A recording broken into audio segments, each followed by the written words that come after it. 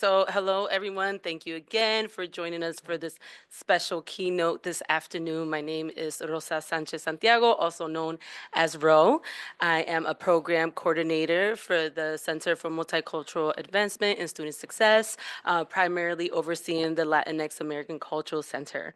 And I'll let my colleagues introduce themselves. Hello, everyone. I'm Alejandro Barton Negreros. I'm also a program coordinator over at CMAS, primarily overseeing the Josephine White Eagle Cultural Center. And I'll pass it over. Yeah. Hey guys, my name is Artem Havriluk.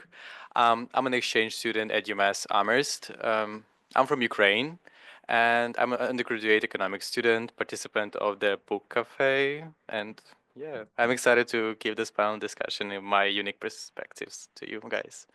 Yeah, thank you. So the Book Cafe, just to give you all who missed our session this morning, is a program that we rolled out last fall using I Never Thought of It That Way by Monica Guzmán. And we're so excited because we get to have this conversation with you, Monica. We've been as program coordinators, really promoting and having conversations around these tools that you give us to have these conversations. So we're excited to continue this conversation with you today.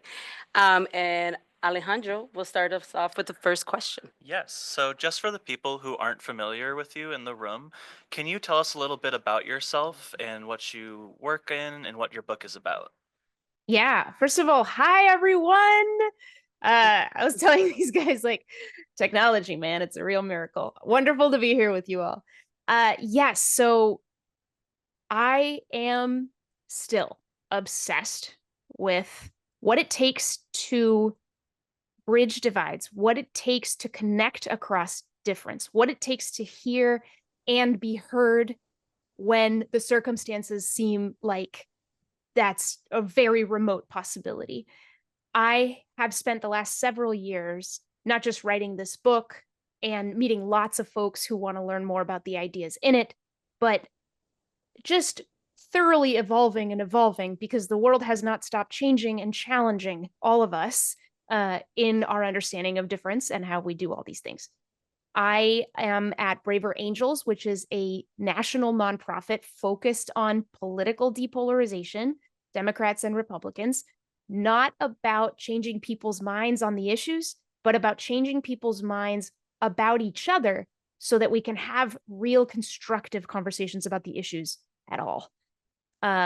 So yeah, I'm a person who wears many hats, author, speaker, host of a podcast called A Braver Way, all about how do you equip people with the tools they need to bridge the political divide in particular.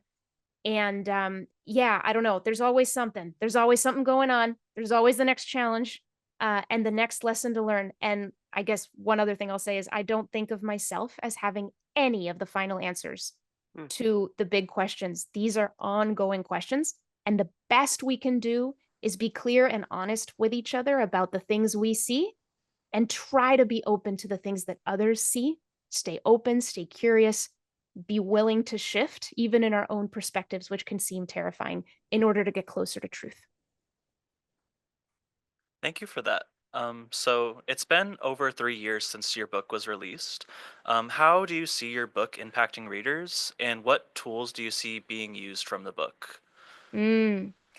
The impact on readers is what I see coming in through my email inbox, through social media, through stories from folks who've interacted with the ideas. I know about folks who have taken relationships in their families where there were cutoffs, right? And repaired and restored relationships they didn't think could happen. And even hearing about that once makes the whole thing worth it.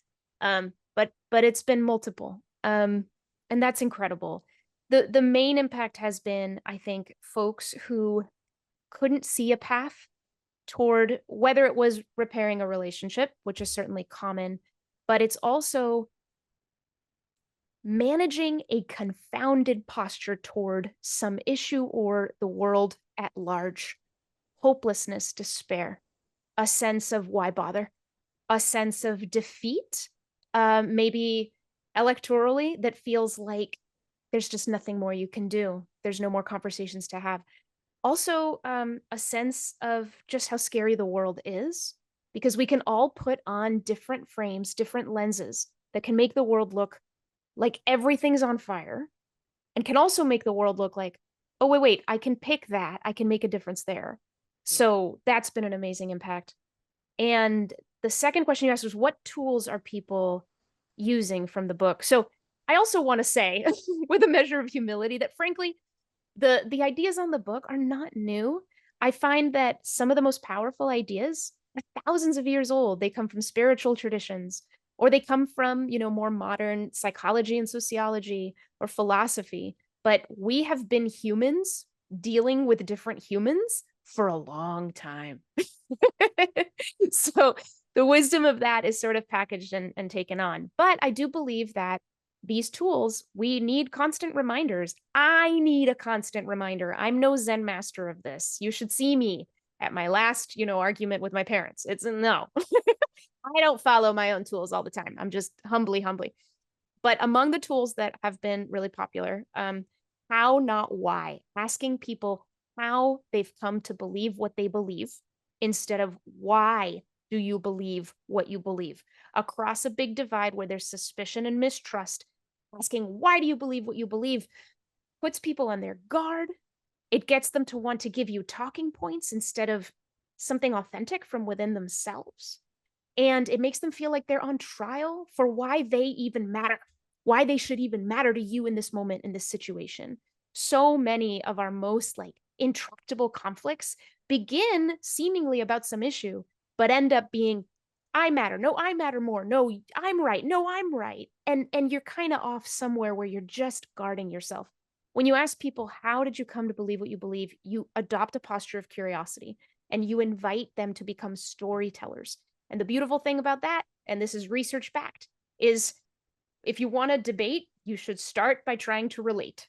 And people do relate to pieces of each other's stories. Even if there's no truth in that other side's conclusions, there's always truth in a person's story. What can you learn from that? How can you relate? Where can you even begin to find common ground? It does exist. It does, actually. It can be tough, but it's there. Or you can create it when none seemed possible.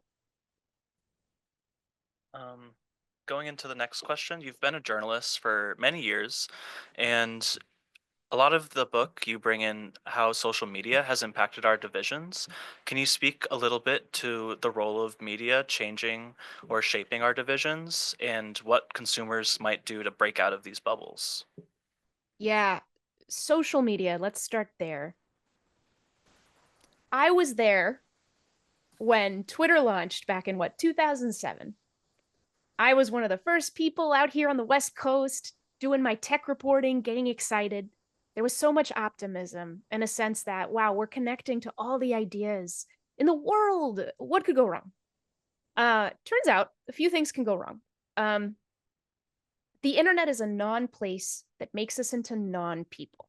And when you're on there having conversations, it is so difficult for your brain to be primed with reminders that people are more than just the latest thing they tweeted or whatever idea they've pinned to their profile. Those spaces tend to push us to performing our perspectives rather than exploring our perspectives. A lot of social media, you don't get to witness other people listening to you. You don't get to see their faces when they read what you posted. And so you are often plagued by your own fears. If I say this thing that I believe, or if I don't say this thing, what will people think? It's become a sort of self-filtering, self-censoring panopticon for a lot of folks in a lot of situations. And when you try to have some of the most difficult conversations, like if you think about, you have a really difficult job. You've got a difficult construction job. You're not just going to bring one hammer. You're going to bring your whole toolbox with everything it's got in there because it's a difficult construction job. But social media takes all the resources of human communication, our gestures, our tone, our intonation, the fact that we can smile and laugh to release tension or to communicate goodwill, and takes it all out. And a lot of times you're left with words, maybe an emoji or two, but here's what happens. if I'm reading an opinion that I don't like, or I'm talking to someone and we're in a disagreement and all I get is their words, I'm not going to read that text that they've written in the tone that they wrote it in. I'm going to read it in the tone I suspect they're using. And if I'm not happy with them in the moment for whatever reason, I'm going to make it to be more negative than it actually is. So this is why my friend Angel Eduardo always says social media is the boss level of discourse, to use a gaming analogy. Basically, we can do it. We can have political conversations on social media, but it's hard. You have to translate into words the kinds of things that you don't have to translate into words when you're in person, like your goodwill, like your smiles, like you're not trying to corner this person or make them miserable. On social media, those things are not clear and it's very difficult. And then on top of that, there's dopamine everywhere. And we're just trying to, we're trying to feel better and it's easy to affirm our ideas. So, so that's tough. And you can see how that exacerbates our divisions. As far as media, I've been a journalist my whole career. I have been very much implicated and very much a part of the incentives in journalism and media that have exacerbated our divisions. We know that ever since the economics of the internet warped the economics of journalism, it is now no longer enough to be, the best reporter about Microsoft in Seattle. The Huffington Post can eat your lunch. The New York Times can eat your lunch covering your beat because geography barriers are no more. So now everyone's competing for attention on a global stage, and we've got blockbuster publications and everyone else. Local media is drying up. They're not having a lot of resources, which is leaving local communities to nationalize their sense of civic grounding. So it's just so much more interesting and fun and peppy to check out the national news over and over and over again. There's nothing wrong with that, except that the place that you can have the most impact for your life is local. But there's fewer people telling you what's going on, and you're less interested because it's not as sexy. So this cycle just keeps spinning up and out of control. I could go on and on about just this question for the rest of the hour, so I better stop. Well, thank you for that. I have the next question. So, through our book cafe series, we found that the most prominent conversations were around values. And so, in your own conversations and experiences with others, what has been the most prominent topic from your book that people seem to focus on?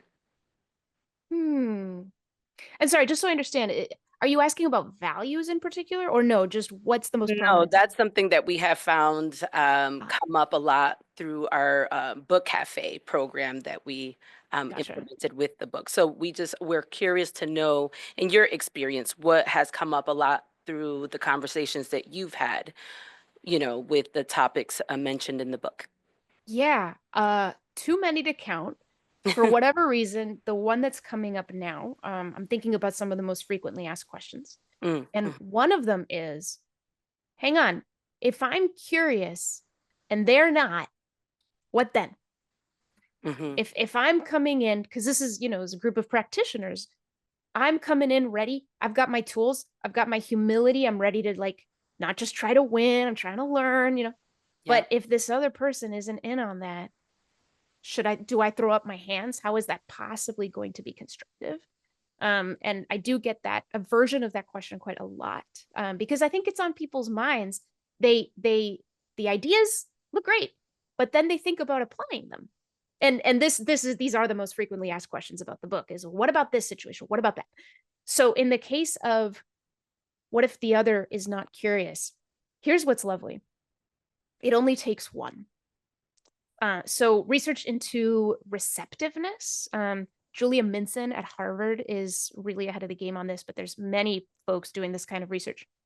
We've learned that we know we're mimetic creatures. We copy each other, right? So if one person is in the conversation, for example, using what's called hedging language. So instead of saying everything in sheer absolutes, this is this, and therefore you're dumb or whatever, you would say, as I think about it, this feels right to me. But what do you think? And all the research is showing that if one person uses language like that, in the spirit that language connotes, the other person is more likely to adopt that language too as the conversation goes on. In other words, curiosity is contagious. We also know from the research that, that last bit of the sample dialogue I just gave, what do you think? Some people think, oh, if I end a statement of mine by asking a question, I'm ceding ground, I'm coming off weak, I'm not confident. But studies on leadership have shown there's actually no difference in how effective of a leader you're perceived to be. If you grant even someone who has, an opinion that is really unliked in your community, good leadership can be like that. So anyway, you can lead a small group, or you can lead even a one-to-one conversation toward more receptiveness and curiosity by modeling it yourself, which is a real relief, because at the end of the day, there's only one thing we can control in this world, and that's us. Yeah, I agree with that. And I wanted to also ask, many of us struggle with remaining curious when we feel emotionally charged. How do we strain ourselves to be curious even when it's hard? So that's Exactly. kind of following up on that. Yeah. Exactly. So just last Friday, I was at a national conference of psychotherapists in DC. Mm. 6,000 therapists in one room. It was interesting. And I related a lot to the things that the field talks about. And one thing that really stood out to me, because it mapped a lot to the things I think about, is that there's sort of three postures you can adopt when you're feeling political stress. And one is agitated reactive. You're agitated and you're reactive, which means you're not really thinking about what you're doing. You are letting your emotions dictate your actions. That's what that means. You're reactive, right? Then there's numb reactive. So you have emotions, but they're too much, or for whatever reason, you've numbed them. You look like you've got it all together, but you're still reactive. You're still letting your suppressed emotions dictate your actions. And then, the third that is really quite ideal is grounded responsive.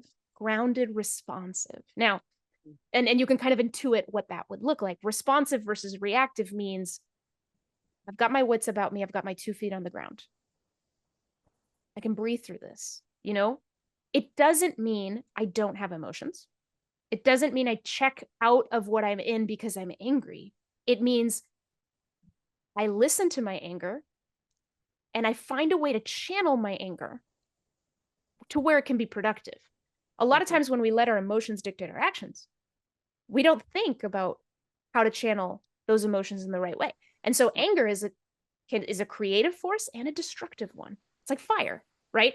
And so in a political disagreement, we are angry and we don't notice it. We let it run away with us. Our anger can really burn, or anger can burn us. But as one of my favorite authors, Valerie Kaur, said about anger, anger is a force that protects what you love. So there's a way to get curious about our emotions. If someone else in a conversation is angry, if you are angry, but let's say it's somebody else, can you notice it? Can you say something like, I'm seeing how much this matters to you. And the other person goes, whoa, wait. They're hearing my anger. Maybe I can relax for a minute. Maybe they're ready to receive whatever it is that's agitating me. My emotion's been acknowledged. You can do it for yourself as well. If you're feeling angry, you could even say in the course of a conversation, you know what? I can tell I'm getting upset about this. I know that there's just some things here that tend to do that for me. And then you choose, what you need. You can say, can we take a break and come back to this? Or you can say, I want to keep listening. I do. I just want you to know, like, this is a bit tough for me. I'm charged up, but I'm going to try to make sure that my anger is not getting in the way, but is actually helping me really focus. And I'll let you know when I figured something out about why I'm reacting this way. And that way, it's like you're giving the other person some tools to help manage the emotions that are coming up. There is no reason to suppress emotion. Emotions are data. They are data. And they matter deeply. Emotions tell us what matters to us. Thank you for that answer. I really appreciate that. This next question that I have is a little more specific. Um, so, as a fellow Latina, I find it somewhat difficult to talk about politics within our Latin communities at times, due to like cultural beliefs and other factors, right? Yeah. What has been the response in the way that you discuss politics and tools of conversation in your book within like our Latino communities? Have you found that it's been like well received, or is there a sense of like rejection, and why do you think that is? And if not, then also, expanding to other like ethnic communities as well. Yeah. I mean, the book's not for everyone. Not everybody wants to hear these ideas. Yeah. Folks, how they approach politics is a completely personal thing. And my hope is that folks who are curious about a certain approach are the people picking up this book. They're not being force fed it or anything like that, because nobody wants that. In terms of Latino communities, probably the most frequent response or reaction I get is people relating to political divisions within Latino families. Because, up until fairly recently, it feels to me, and this is just my perspective, my perception, that a lot of sort of mainstream American thought just didn't see a lot of the diversity that actually exists within the Latino mega identity. There's so much. If your family is from Cuba or Venezuela versus Mexico or the Dominican Republic, or my gosh, it's completely different histories and traditions, first of all. Right. But then there's some patterns that, are shared, or at least like pieces of stereotypes that are true. For example, close families, close-knit families with lots of tight expectations of each other. It's really hard in a Latino family to challenge your elders, for example. It can be, like all of that. So I've gotten a lot of appreciation for even going there, that it can be different. But also just sensing that, no, not all Latino immigrants are Democrats. No, that's not true. Some people think that's true, and it's not. Yeah, so there's that. I find that folks to also point out, there's the upside and the downside of Latino family closeness. Sometimes you get so close that when you're operating from your emotions, or you're, I don't know, not doing the repair when there's a rupture, then boy, cutoffs can get pretty severe. You've got tias that just haven't talked to each other in years, for example, and that kind of thing. And that happens with all kinds of families, but it seems a little more gossipy in the Latino world for me, but what do I know? So there's that. And do you have a follow-up question for that? Did I get to that? No, you got to it. Yeah. Okay. Yeah. There you go. Yeah. Artem has the next question. Thank you. Okay, now it's my turn to ask questions.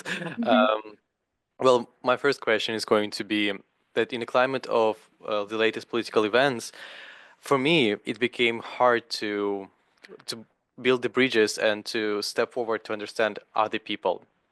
While reading the book, actually, that we were reading before the elections and the result, I did a progress. I started to communicate instead of I was just like a passive accepting of other opinions. I starting to understand, like to build this bridge. But now it's hard. So my Yeah. question is, should I just give up? And by give up, I meaning, by give up, I meaning just accept and like, okay, that's fine. People with other people opinions do exist, and that's it. Or should I continue this like pointless so-called fight for understanding? Because sometimes, Right. especially now, it's hard to understand people. It is. And it gets harder and harder the longer that we remain in what I think of as a vicious cycle, which is that we are judging each other more while we're engaging each other less. So you can see what happens, right? You're judging the other side more, you're engaging them less. So over time, you have to ask, what are the judgments based on? And so that's been going on in our politics for forever. It's gotten very acute recently. Now, that is not to say that some of the differences are not utterly enraging, that there aren't issues that you go, what is even going on? Nor is it to claim some kind of relativism, that if we just understood each other, we would see that everybody is correct. No, everybody is not correct. There is a better way to do things. The issue is forcefully trying to control the people who disagree is not who we are. That's called war. And it's not what we do, right? So I know I'm getting like very cosmic with your question, but to bring it back down to earth, you are so not alone, friend. I mean, even bridge builders, people who have been doing what I've been doing are having the same kind of crisis right now. A lot of them. The heat's getting turned up. Yeah. The pace of things is getting hot. Of course it's going to be harder. Of course it's going to be harder. Where I push back is on the sense that it now becomes pointless. Now, I can understand how it looks pointless because it just looks so much more remote. The mountain seems so much higher to climb. What would it even mean to understand? What? And I can see that. It is really hard. Not to mention the stakes. The stakes are very high. And some people live with the consequences of debates more than others. And so for folks who are in those positions, you're going to ask me to go and talk to who now? Right now? Really? So that all makes sense. And I find that to be utterly personal. Even if I tried, I'm not here to try to persuade everyone to follow the same prescription. I don't think that's it. I think it's about find your edge and push it. So if your radius of possibility was like this before the election and now it's like this, the prescription is the same. Find your edge and push it. That's it. If the steps you see yourself taking are not what they would have been, that's okay. Find your edge and push it. It could mean asking one more question when you'd rather not. It can mean not jumping in with your opinion until you've heard a little bit more. It can mean giving yourself certain mantras to just allow yourself to go from that emotionally reactive place to a more responsive place within the course of a conversation, so that you don't let your emotions dictate your reactions and you give yourself a little more opportunity to see something you're not seeing. Is it there? Let's see, right? Yeah, and at Braver Angels, just last thing I'll say, you all probably know from my work, I'm liberal, I'm Democrat. My parents and lots of people I love are conservative and support this administration in ways that I don't.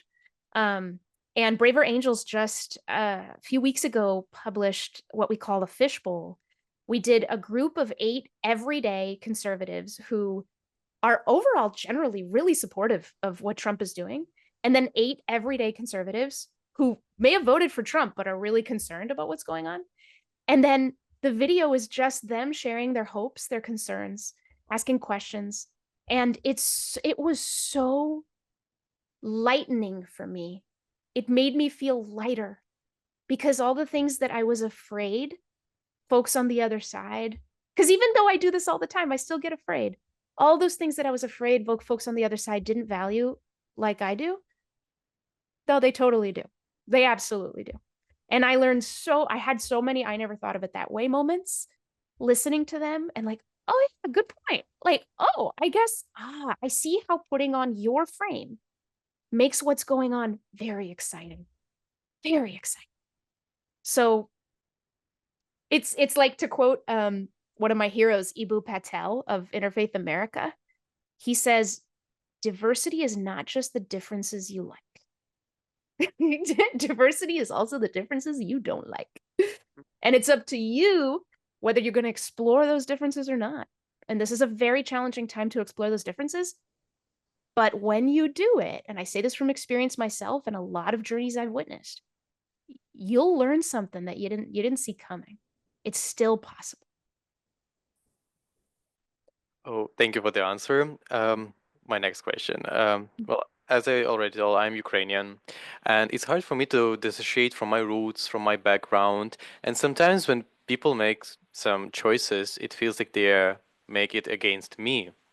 So, just like the follow up the previous question, do I need to dissociate from that my Ukrainian identity and roots, and like that, well, that person is voting against me, to understand them, or should I like stay true to my roots and consider my identity, my national identity, while understanding other people?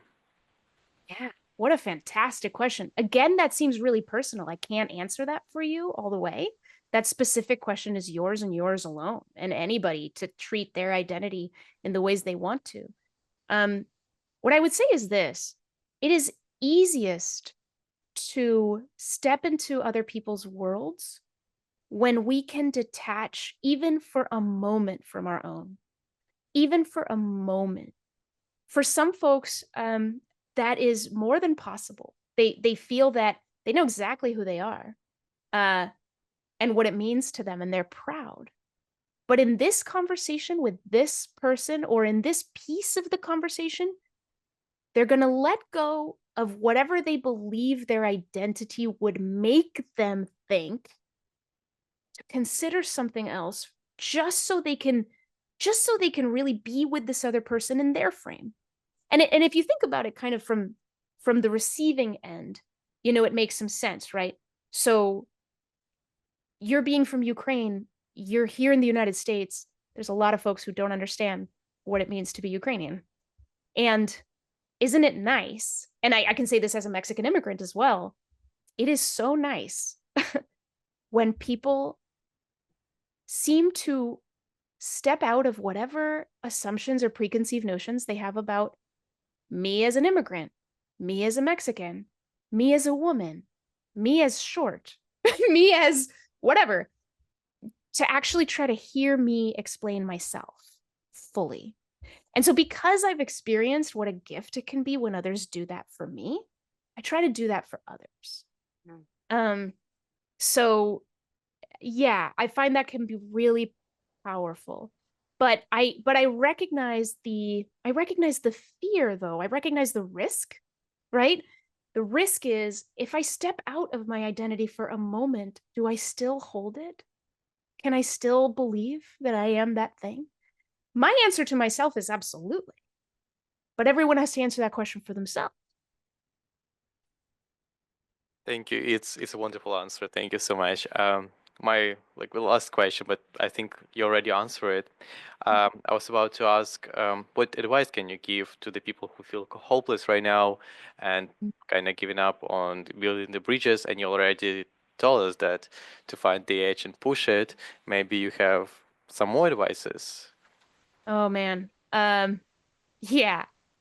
I've got a lot of advice. Let's see. Well, right now is a good time to think about for folks who are dealing with political stress in particular, and the disagreements and the invitations to disagreements and the wanting to avoid disagreements and the news and all of that. It's a good time to be thinking about the strategies in a passive coping category and an active coping category. So passive coping, when you're feeling political stress all around you, or even in a conversation or in a relationship, can be things like take a break from the news, take a break from social media, give yourself that rest.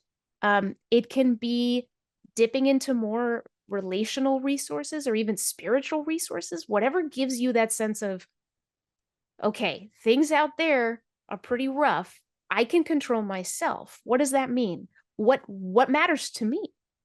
Can I find joy? Can I find resilience? And then there's active coping. And active coping is like, what would it mean to study an issue instead of just following the news about it? What would it mean to look for a way that I can be constructively engaged on something?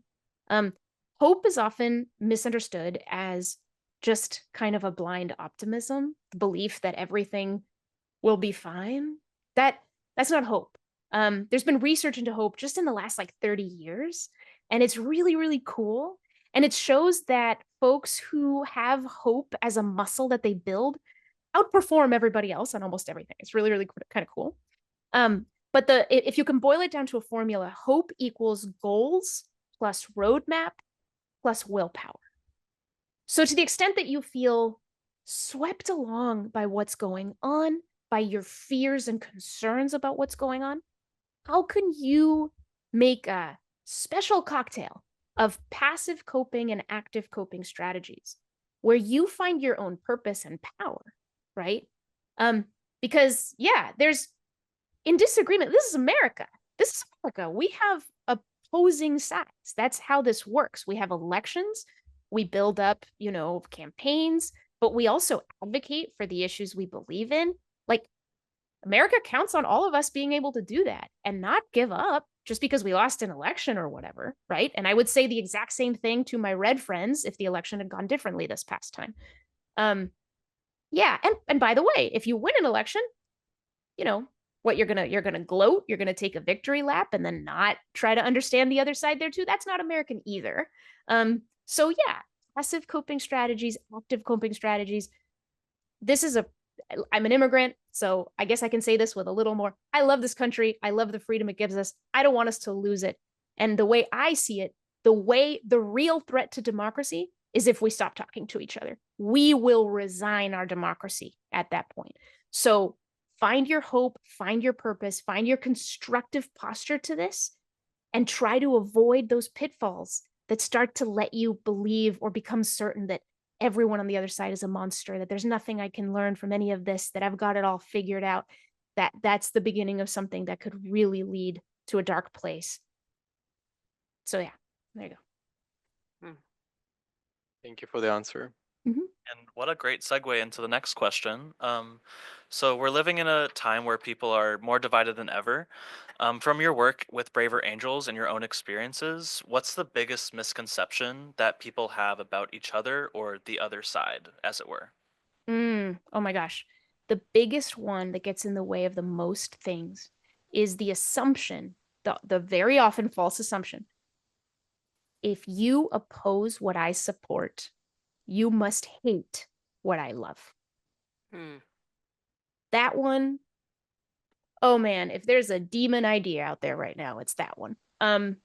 If you oppose what I support, you must hate what I love. There's no other alternative. There's no other possibility. I made this political choice, or I am on this side because I care about my fellow human beings. I care about folks who are being oppressed or marginalized. I care about safety and security. I care about the common good. Like, you ascribe a value to your political view. And so the people who believe the opposite political view must hate freedom. They must want people to suffer. They must support the oppression of this group that I want to protect. What other explanation can there be? And in the heat of our emotions, it's very easy to find certainty in that you don't even notice has just kind of conquered your mind. And the thing about that is, I call certainty the arch villain of curiosity, because once you think you know, you won't think to ask. And that's been the most eye-opening moments for me doing this work, is all those times where I become aware that I held that assumption in the moment when I realize that the person on the other side actually does care about the thing I care about too. Like, just as much, if not more. It just turns out there's other variables in their equation that I didn't see, or that I don't value as highly as they do, and vice versa. And again, this is not to try to champion some kind of relativism. There are still better answers than others. But because of our belief in that assumption, if you oppose what I support, you must hate what I love, we don't even want to talk to those monsters. And so we won't learn in what ways we're wrong about them being monsters. Thank you for that. So now we're going to move into the questions that we collected from participants who attended our workshop earlier today. The first one is, what resistance have you faced from folks who have strong activist mindsets? Ooh, good one. I love that one. Well, there's a very understandable idea. And the idea, I think, is that activism and dialogue are polar opposites and don't work together. And that if you champion dialogue, then you probably undervalue activism.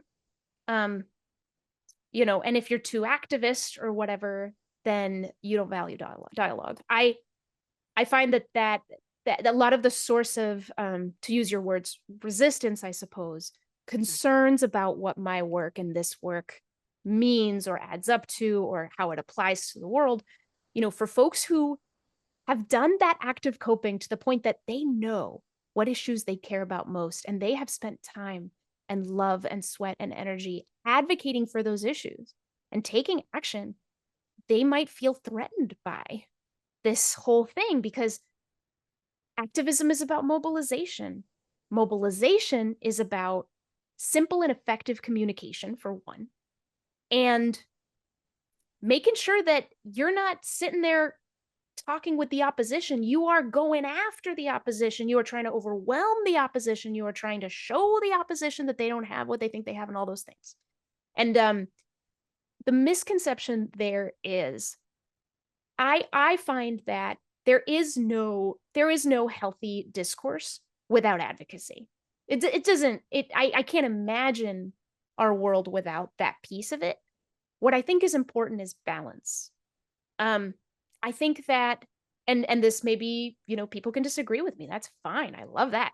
But I think in the last several years, we've really, there's been a lack of balance.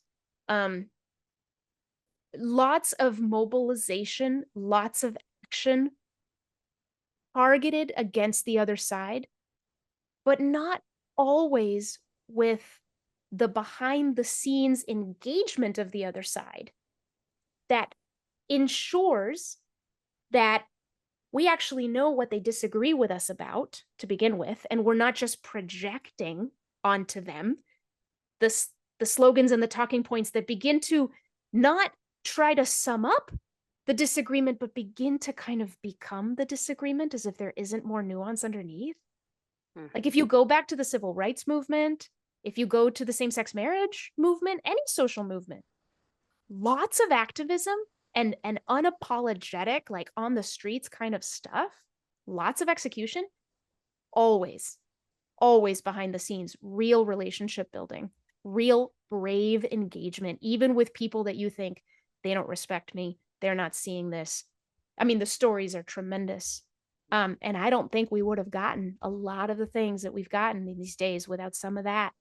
So because that stuff isn't sexy, it's not getting captured in memes and nobody's getting likes, we think you don't need it. We think it's not part of the equation. It's part of the equation. And I'll highlight one more time that piece about if the activist, the ideal, I want to make a real difference activist, doesn't save some part of their energy and time toward checking in with the primary sources, not the media hyperbole, the primary sources of what the opposition actually believes, whatever brilliant campaign and marketing strategies they come up with aren't even going to be targeting the right thing. So you've got to reserve some of that energy for checking in with people. Or, you know, make sure you're partnering with that behind the scenes operation. It's okay if you're the agitator, but make sure you're partnering with someone who's got a different approach. You need all the on-ramps onto change at a time like this.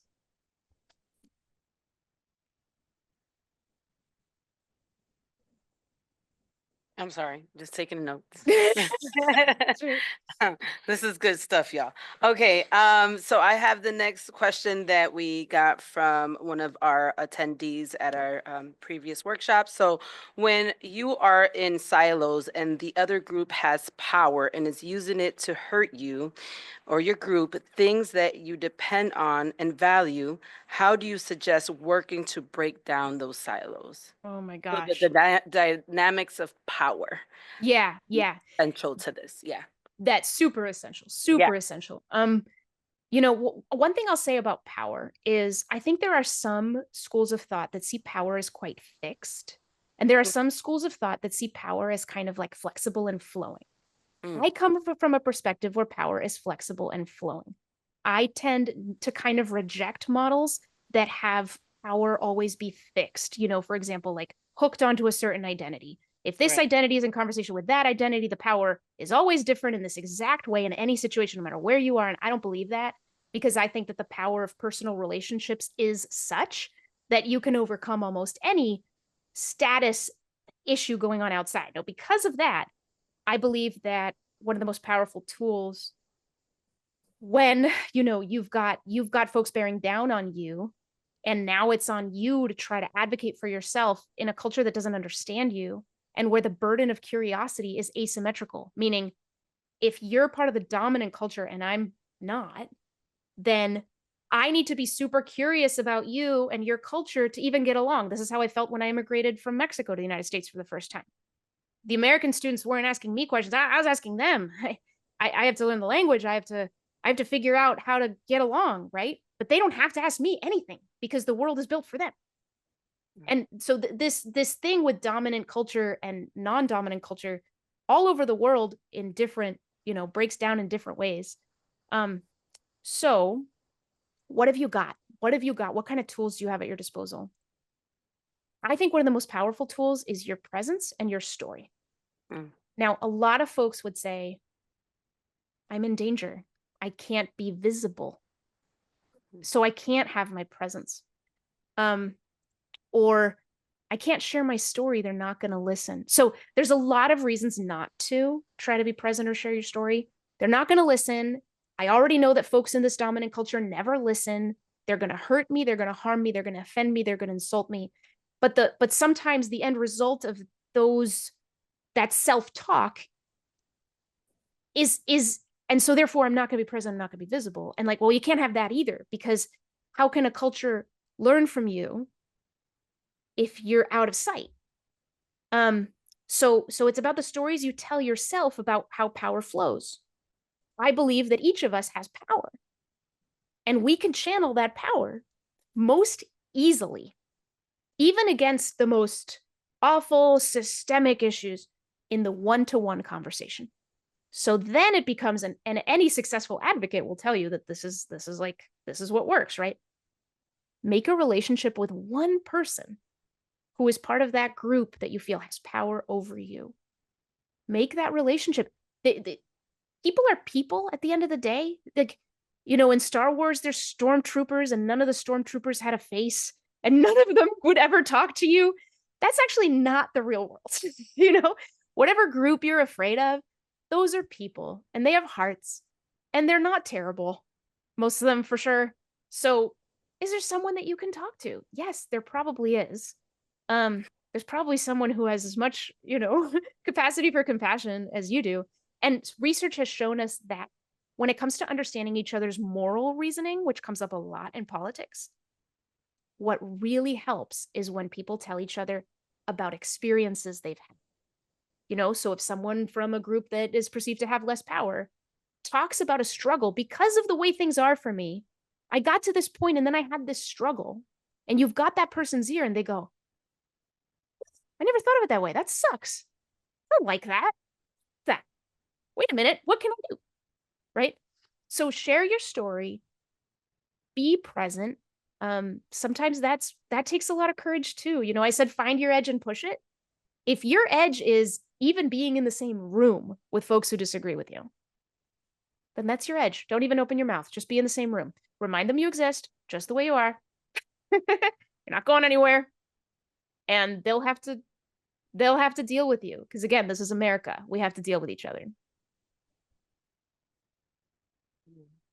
One more question from the audience. What is an example of an experience you have had where you saw curiosity really change a situation? Oh man, I'm always scared of these questions because I'm like, oh, I don't know, ready? But okay, this is fun. I'll be super geeky for you guys. I have a Slack channel that's all me, and I used it to write my book, and I use it to take notes. And I have a whole channel called Intuit Moments, and I try to document some of the ones I've had. So I wonder if, well, but your question was where curiosity has made a real difference. Here we go. Here's one. So I've decided very recently that after a lifetime of not really understanding, and get ready because this is going to be a tense one, the topic, but we're not going to go into it.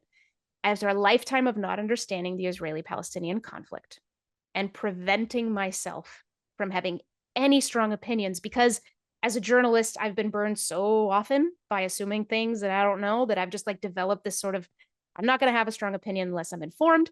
And the Israeli-Palestinian conflict feels like it's going to take me, I don't even know how to get informed responsibly about this thing. It just seems so divisive. I don't know what to do.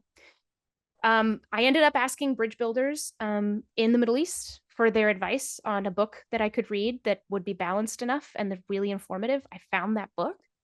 I read that book, and I got so excited about that book that I sent it to my mother. And keep in mind, like, my mom and I are politically very different on this issue as well. And what's so cool is I talk in the book about how you can convert how curiosity about an issue and curiosity about a person sort of feed each other. And you know, our relationship is such that, like, she's almost finished the book, and yesterday we talked about it, and we both agreed instantly on this one reaction we had to the book, which was basically, and I'll say in her words were, I am almost embarrassed that I had such strong opinions based on things I didn't know, based on assumptions about stuff that wasn't even true. And I'm so grateful that I've learned more about just the facts and the history of the issue.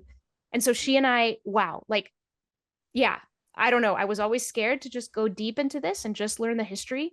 And now I know I can tell you about the 6-Day War, and I can tell you about the partition plan, and I can tell you about these things. And like, it's opened up the world. It's certainly not gotten us any closer. I don't know what to do about this issue, but me and my mom had started in a place where it just was clear that we wouldn't be able to really talk about it. And now that we've both read this book, whoa, like, we can agree on the moral quandaries. We can agree on the complexity. Like, it's amazing. I can't wait. And she's going to call me when she's actually finished the book. She only has one chapter left. And I'm going to want to drop everything else in my life just to talk to her about it. So super jazzed about that. The audience is curious, what is the book? Oh gosh, right. I have it upstairs. It's called, it's by Dov Waxman. And the book is called The Israeli-Palestinian Conflict, What You Need to Know. And it's, if you go to Amazon, like, the reviews say, you know, yeah, I'm surprised at how balanced this is. But he's also very, you know, he's clear in the beginning and humble about, undoubtedly my views have impacted this book a bit. And my mom certainly thinks they have. And I can see some of the points too. But overall, pretty balanced. And I'm grateful to the bridge builders who recommended it.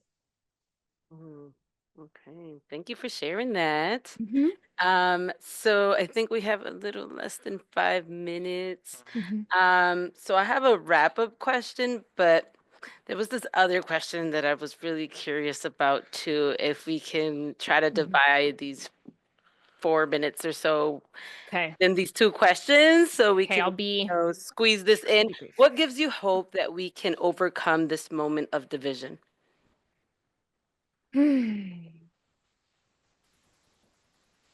I think people are asking better questions because we are facing the problems head on. The one thing people on the left and the right wholeheartedly agree on is that the way we talk about each other is broken. There's a 17-year-old daughter of a senator who read my book and wrote to me the most beautiful email.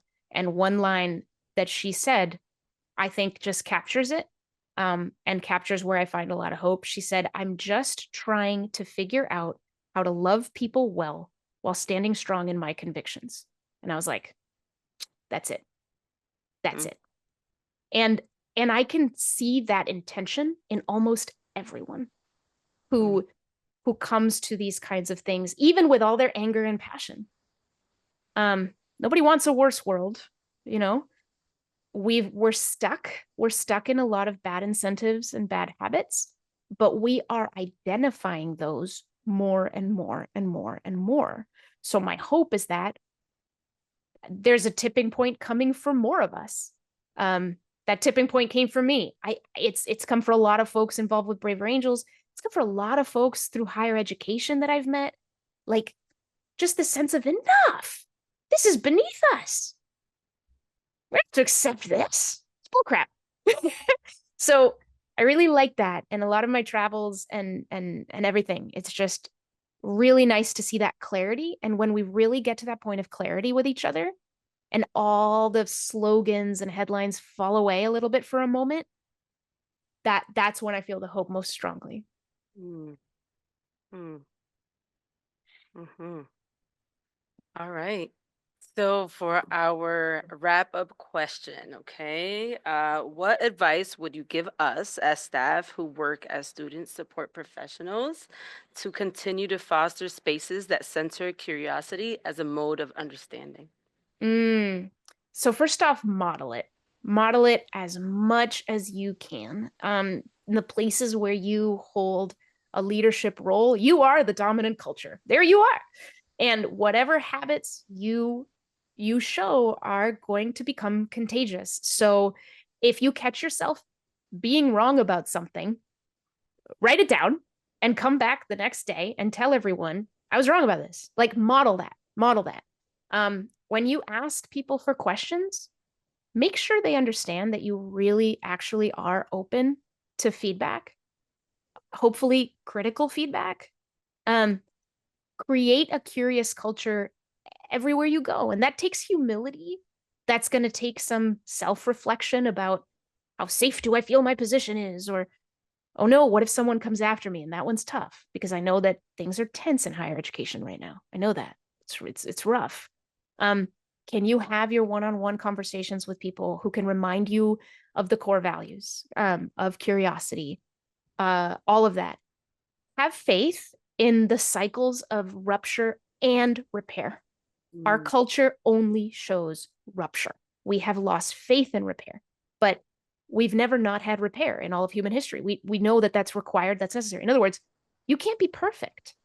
It's gonna be messy. Allow yourself to make mistakes. And again, model that for everyone else that you meet as well. Notice when folks seem agitated, reactive, numb, reactive. What can you do to get them to grounded, responsive? And keep in mind that you're far better equipped to get some other group or person to be grounded, responsive when you're grounded, responsive. So if you need to take a break, go to the back room, push the meeting back a little bit so you can just kind of gather yourself, figure out what are my concerns and fears. Can I look at them head on? Can I get curious about them? Now, can I come back into this conversation? That'll really help. And when people see that it's possible to be grounded around a tough issue because they see it in you, they'll find it in themselves. So yeah, these are really, really tough issues. I can only imagine the things you all are facing, especially now. Stay strong, help each other out. You've got this, and we're counting on you.